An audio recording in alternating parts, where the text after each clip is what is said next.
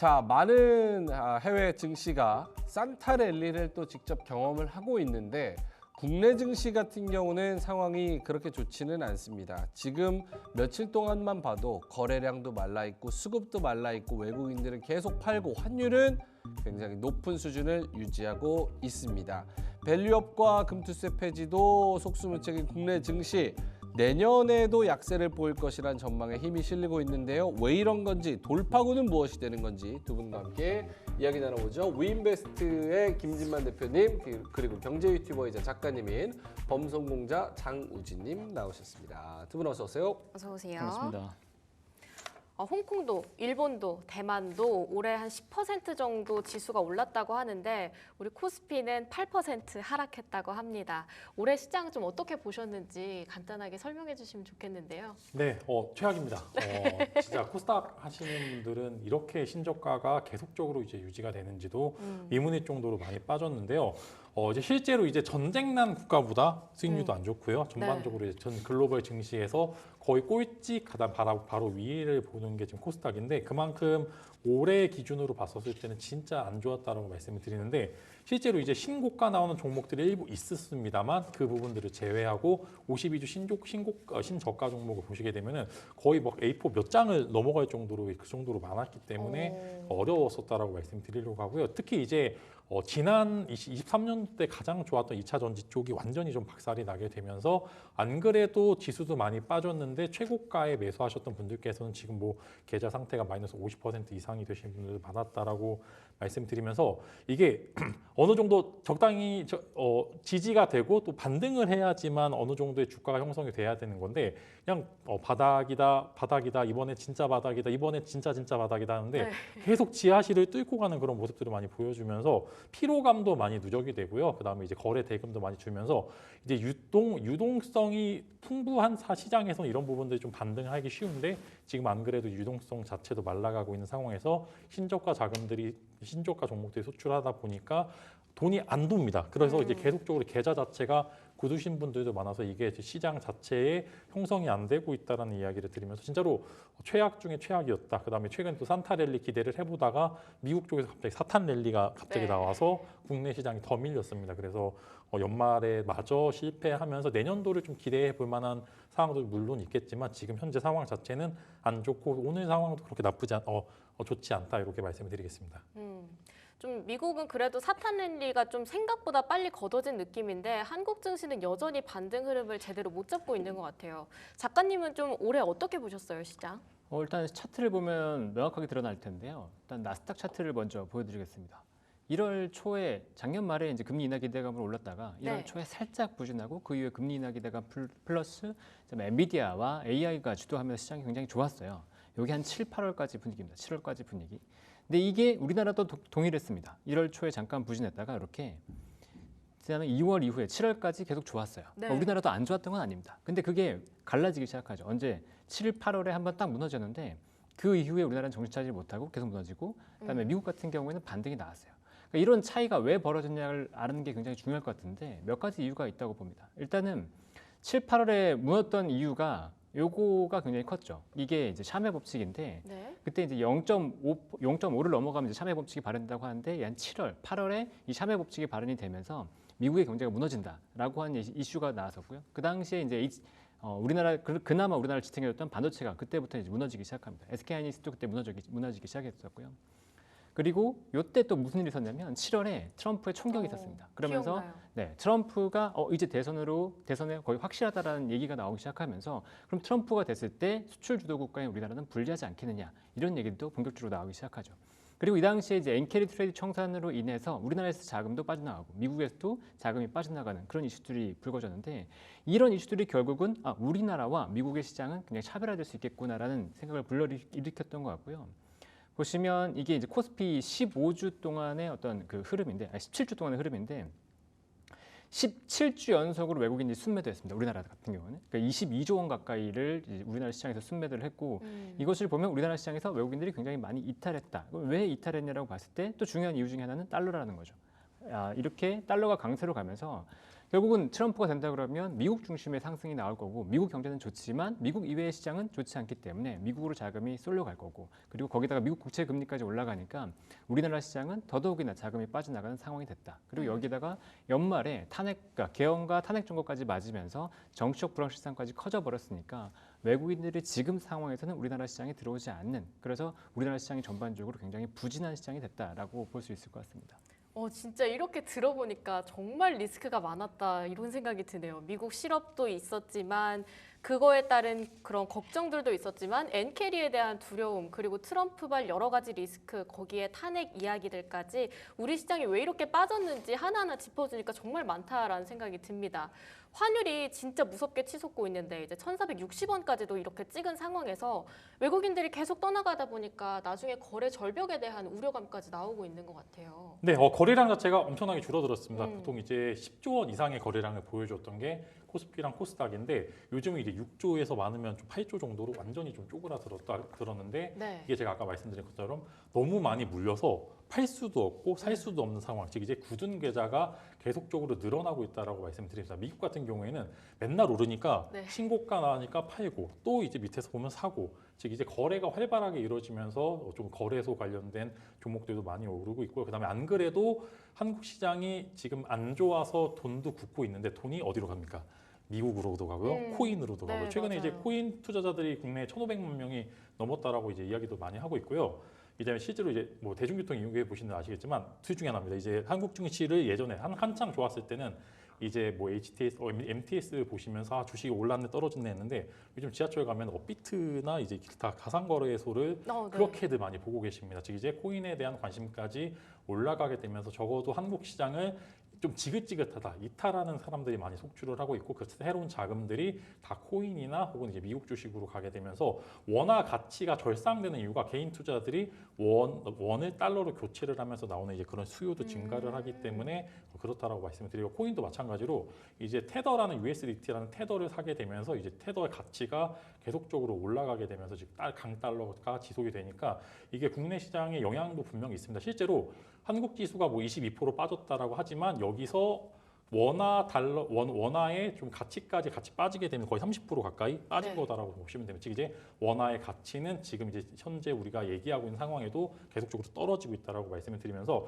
일단은 기대하고 있는 부분들도 몇 가지 있습니다. 다 물론 이제 내년에 뭐 이제 국내에서 희망은 저점 매수라는 그런 매력적인 포인트가 있기 때문에 내년도 기대해 볼 만하지만 지금 자체는 미국 시장과 코인 시장에 그나마 있던 한 줄기의 유동성마저 뺏기고요. 그다음 실제로 지금 부동산 쪽 보시게 되면은 생각보다 부동산 시장이 괜찮습니다. 특히 이제 서울 쪽은 오히려 오르는 쪽이 많은데 네. 이제 정부 정책 자체가 주식 시장을 좀 지원하는 여러 가지 정책들보다는 부동산 쪽을 지지하는 그런 부분들이 많이 보여주고 있기 때문에 한국 시장이 유동성이 풍부해질래야 풍부해질 수 없는 그런 상황이다 말씀을 드리면서 중국 증시 보시게 되면 중국도 보면 매번 정책 자체가 내수를 좀 올리기 위한 여러 가지 정책들보다는 그냥 네. 부동산 살리자. 일단은 부동산을 살려야지만 나라가 산다라는 그런 이제 정책적인 기조가 국내에도 비슷합니다. 국내도 PF 이제 올해 부실 채권도 얘기 나오면서 많이 빠진 적 있었는데 비슷하게 일단은 부동산을 살려야지 적어도 나라는 안 망한다라는 그런 기조로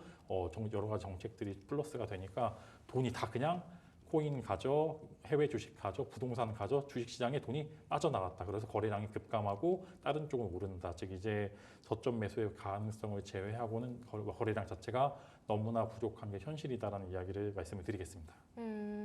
단순히 외국인이 떠나가는 것뿐만이 아니라 서학개미 자체도 늘면서 환율이 계속 뛰고 있는 거고 부동산에 가상화폐에 투자할 곳이 오히려 더 매력적인 곳이 많다 보니까 우리 증시의 수급이 계속 메마르고 있다 이렇게 말씀 주셨는데요.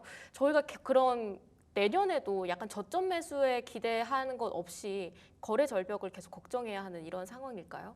저는 꼭 그렇게 보지는 않습니다. 우리나라 시장 같은 경우에는 키워드를 꼭 기억하실 게 뭐냐면 변동성이라는 키워드는 꼭 가지고 가셔야 됩니다. 그러니까 이게 미국 시장은 계속해서 좋아요. 이 차트 한번 보여주시면 네.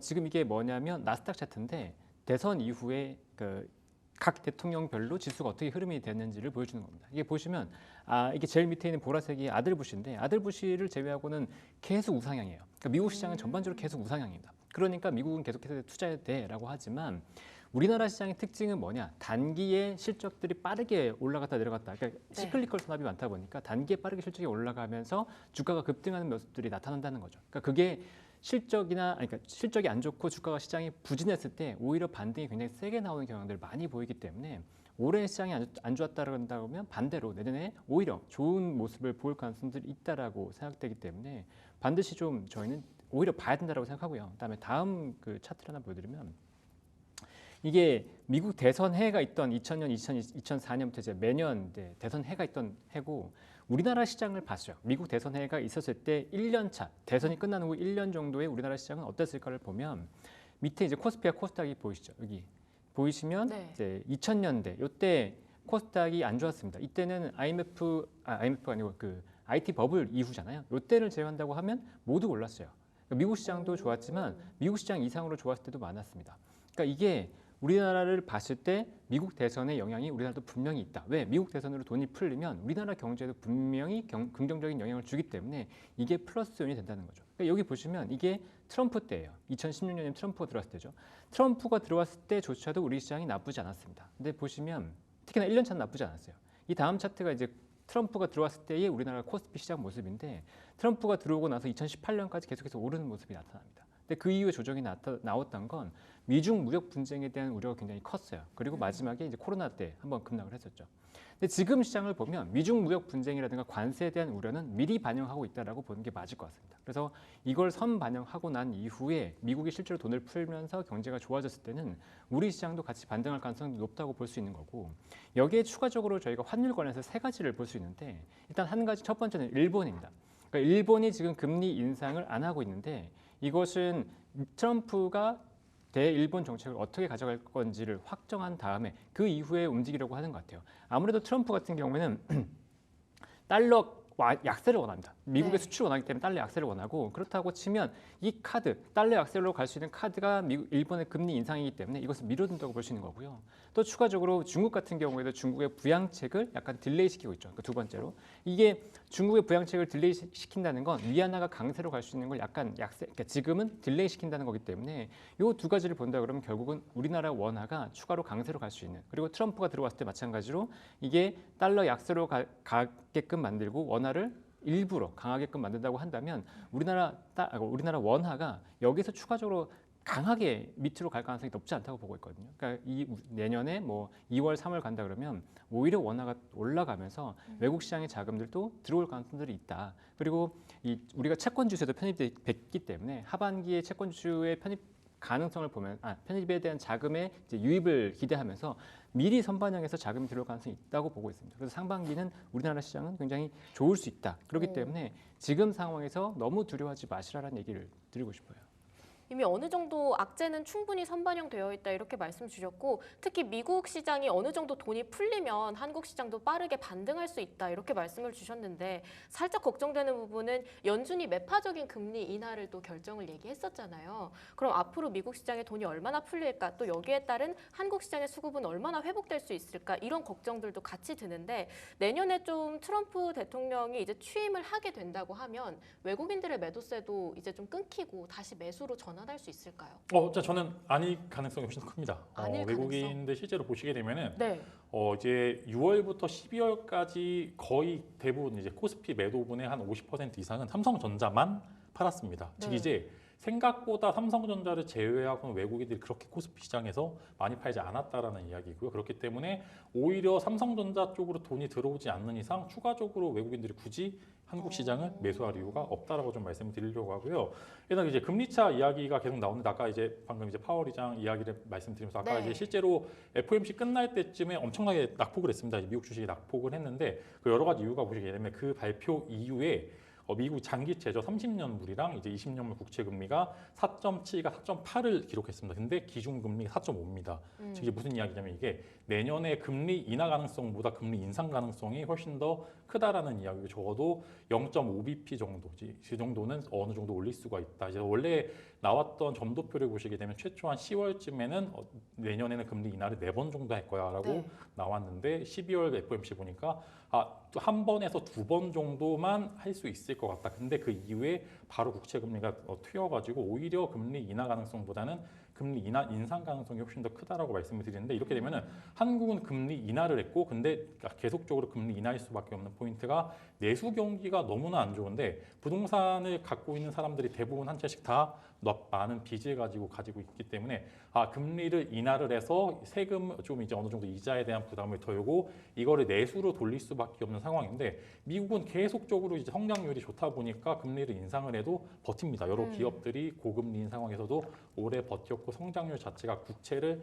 상회하기 때문에 돈이 많이 몰려 있다라고 생각을 해보시면 좋을 것 같기 때문에 이렇게 만약에 내년도에 한국이 금리 인하를 계속하고 네. 미국이 혹여나 금리 인상을 하면은 한국과 미국 간의 금리 차이가 더 벌어집니다. 근데 네. 미국 은행이 이율이 4%, 국채가 4%를 주는데 한국 쪽 많아봐야 3%를 주면은 아무리 이제 투자자가 그런 저점 매수의 기회를 노린다라고 해도 그냥 미국 쪽으로 큰 돈이 갈 수밖에 없는 상황이다. 즉 강달러가 지속이 될 수밖에 없는 상황이다라고 말씀을 드리면서 이게 어느 정도 해소가 되려면은 미국 쪽이 경기 즉 이제 강달러 부분들도 어느 정도 해소가 돼야 되지만 이게 불확실한 게 내년도 트럼프 정책이 어떻게 될지 전혀 모른다. 뭐 일단은 기본적으로 이제 관세 폭탄 이거 보시면 과다라 관세 폭탄인데 관세를 몇 대 맞아야 될지도 아직 못 정해져 있기 때문에 한국 시장이 이렇게 많이 밀립니다. 이제 내가 30%인지 40%인지 50%인지 관세를 어느 정도 맞아야지 가이드가 나와야지만 기업들도 그다음에 국가도 대비를 하는데 그냥 입만 열었다면 10% 추가를 해버리니까 이게 알 수가 없습니다. 그냥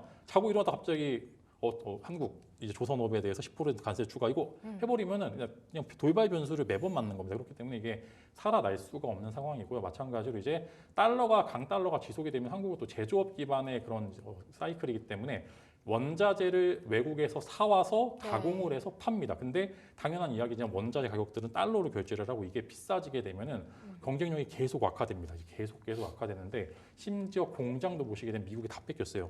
미국에 공장 투자하지 않으면은 뭐 이제 관세도 많이 물고 그다음에 마찬가지로 보조금도 주지 않기 때문에 국내에 지어야 될 공장들이 외국으로 넘어가게 되면서 국내 일자리 줄죠. 그러면 내수 줄죠. 그냥 계속 이중고입니다. 근데 기업 입장에서는 투자를 집행을 그나마 하려면 세액공제라도 많이 줬거나 아니면 정책적인 집행도 많이 돼야 되는데 기업들에 대해서 이런 부분들 뭐 반도체 지원법 이런 것도 사실 K칩스법 이야기는 매번 나오는데 규모가 현저히 작습니다. 오히려 더 많이 해줘야 되는 상황에서 기업들 옥죄기를 하는 부분들이 충분히 있으니까 이게 기업들이 기업하기 좋지 않은 상경이다라고 얘기하는 게 이런 부분들이기 때문에 저는 한국 시장에 대해서는 저점의 매력도를 제외하고는 좀 전혀 없다. 이렇게 말씀을 드리겠습니다. 내년에 외국인들의 매도가 계속 지속될 가능성이 충분히 있다. 그만큼 매력도가 떨어져 있기 때문에 특히 금리 차에 대해서 언급을 해주셨는데 한국이 내수가 굉장히 안 좋은데도 여기서 더 금리를 내리기에는 미국 눈치까지 같이 봐야 되는 상황 말씀 주셨고요. 특히 삼성전자 외국인 정말 많이 매도하고 있다. 이렇게 말씀까지 덧대 주셨습니다. 작가님도 좀 비슷한 의견이실까요?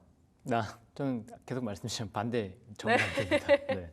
좋다고 생각을 하는데 일단 불확실성에 대한 그런 우려가 너무 많이 반영됐다고 생각을 해요. 일단은 코스피를 왜 팔까를 봤을 때 좀 5가지 요인을 보고 있는데 일단 트럼프가 되면 관세를 너무 많이 맞을 거다. 우리나라가 굉장히 불리할 거다라고 얘기를 하고 있죠. 그러니까 불확실성은 분명히 부정적인 건 맞습니다. 그래서 증시를 누르고 있긴 한데 이번 트럼프가 들어오면서 약간 좀 의외인 부분이 있어요. 첫 번째로는 우리나라 처음에 당선되고 나서 윤석열 대통령과 통화할 때 얘기했던 게 조선입니다. 그러니까 예전과 달라요. 그러니까 동맹국에 대한 예우가 없었던 일기와 다르게 지금은 동맹국이 필요하다는 걸 인식하고 있는 것 같아요. 그렇다고 치면 우리나라의 제조업 경쟁력, 특히나 조선이라든가 반도체 쪽은 예우할 가능성이 높다고 생각하거든요. 중국을 때리는 가운데 우리나라 시장이 좋아진다. 거기다가 만약에 글로벌 경기가 조금 더 회복된다 그러면 우리나라 기업들이 회복될 수 있는 여력은 충분히 있다라고 보고 있고요.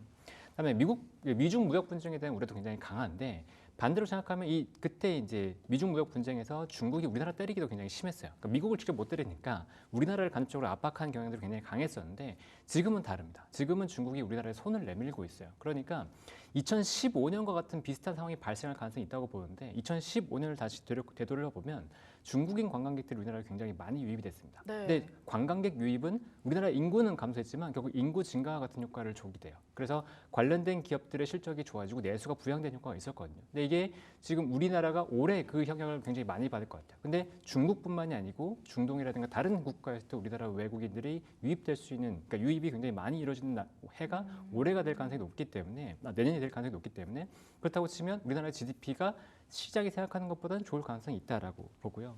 그다음에 또 이제 삼성전자의 부진과 2차전지의 부진 때문에 네. 결국은 외국인들이 이탈했던 것도 굉장히 크기 때문에 반대로 생각하면 더 이상 악화될 건 없을 것 같거든요. 그럼 여기서 추가적으로 빠져나갈 자금이 여력은 좀 크지 않다라고 보고 있고 정치적 불확실성 같은 경우에는 막 내년에 만약에 뭐 조기 대선이 이루어진다고 하면 그건 또 해소가 될 거라고 생각을 하고요. 달러에 대한 부분도 있지만 아까도 말씀드렸던 것처럼 달러는 저는 반대로 달러가 이런 강세 기조가 조금 꺾일 가능성이 오히려 높다고 보고 있기 때문에 전반적으로 우리나라 시장의 반등을 좀 보면서 준비하는 게 맞지 않나라고 생각합니다. 계속 중국 부양책에 대한 이야기들도 나왔었고 양회 일정도 어느 정도 확정된 상황에서 앞으로 내년엔 좀 외국인 투자자들의 유입이 조금은 더 적극적으로 들어올 수 있을 것 같다 이렇게 말씀을 주셨는데 내년 시장에 대해서는 좀 긍정적으로 봐주시는 것 같고 여전히 부정적인 입장에서 봐주시는 것 같아요. 근데 또 이번에 그럼 이 위기를 어떻게 타파할 수 있겠느냐 한투연에서 8가지 방안을 제시해줬습니다. 관련한 자료를 또 저희가 준비를 해봤는데요. 우선 첫 번째, 한국거래소는 위클리 옵션을 주 1회로 바꿔야 한다. 그만큼 변동성의 우려를 좀 줄여야 한다. 이렇게 첫 번째 의견 주셨고요.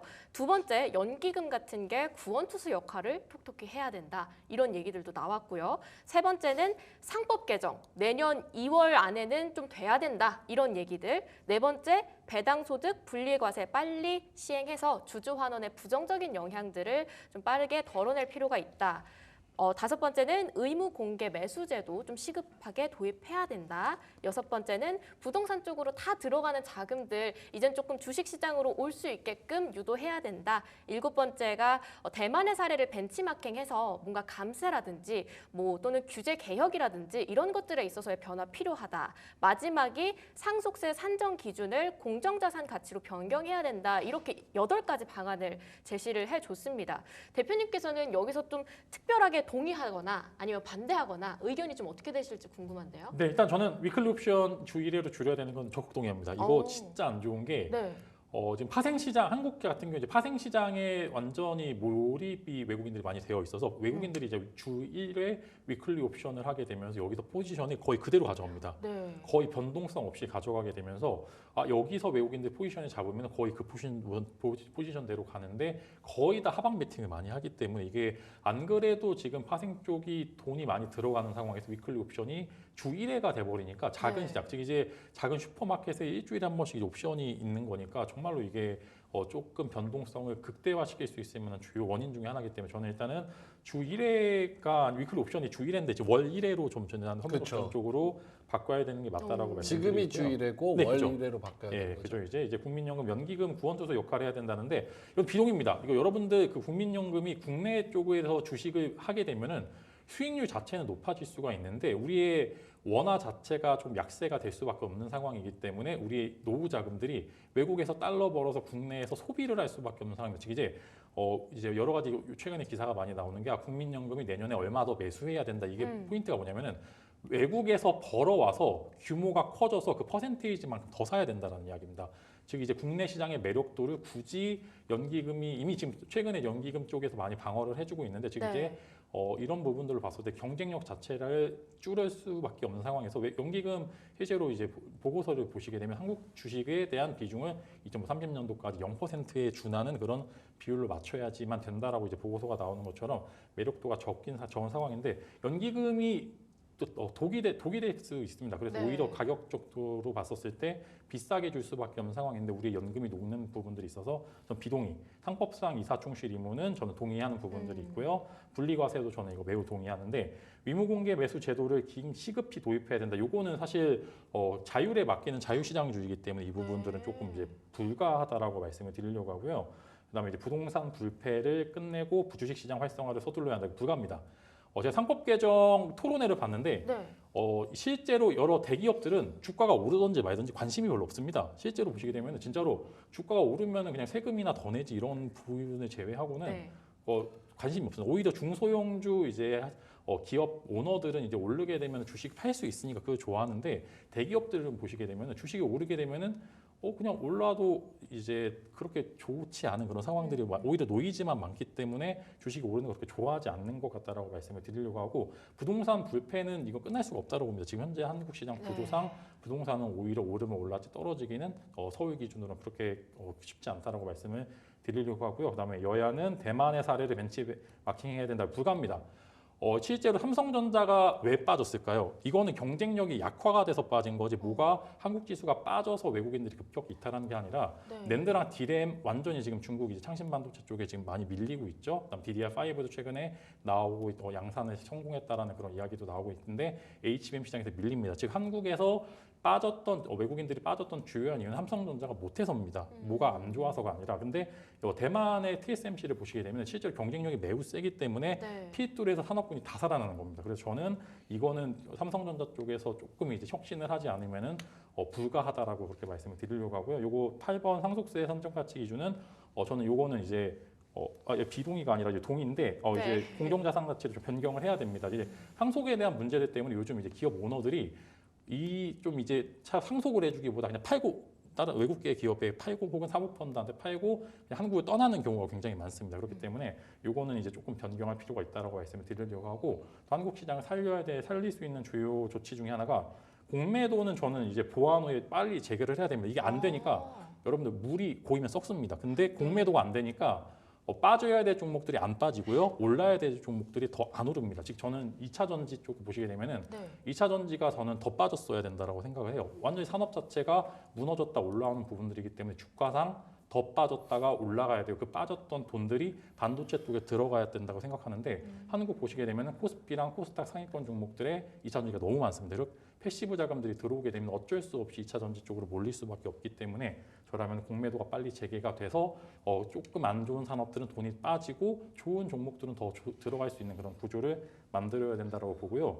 유상증자 같은 이런 주주르 환원책을 반대되는 그런 행위들을 조금 이제 하려면 그냥 이사회에서 결정하는 게 아니라 주주도 동의를 받아야지만 시켜줘야지. 실제로 외국인들 보시게 되면은 이렇게 그 계엄령 전날 네. 엄청 많이 샀습니다. 실제로 보시면 주가 많이 네, 올랐는데 맞아요. 계엄빈 맞고 하락했습니다. 즉 이제 네. 사실상 한국 증시에 유상증자를 한 거나 좀 다름없다라고 생각을 하기 때문에 이런 것도 보시게 되면은 과반 동의를 해야지 진행을 하는 게 맞다라고 보시면 좋을 것 같고 그다음에 신규 상장 종목들 보시게 되면은 너무나 많아요. 코스닥 보시게 되면은 지금 종목 수가 제일 많습니다. 역대 24년도에 제일 많은데 규모는 그대로요. 즉 밥은 한 공기인데 밥을 먹는 그런 여러 가지 잎들만 많아진 겁니다. 네. 그래서 이거는 축소할 필요가 있고요. 실제로 300% 룰이 생기고서 멀쩡한 종목들이 안 나옵니다. 즉 시초가에 단타 물량만 들어왔다가 빠지는 그런 상황이 많기 때문에 이런 세 가지 정책 정도는 보완을 하게 된다라고 하면은 내년도에 그래도 나쁘지 저점 매수가 충분히 가능한 그런 한국 시장이 되지 않을까 싶습니다.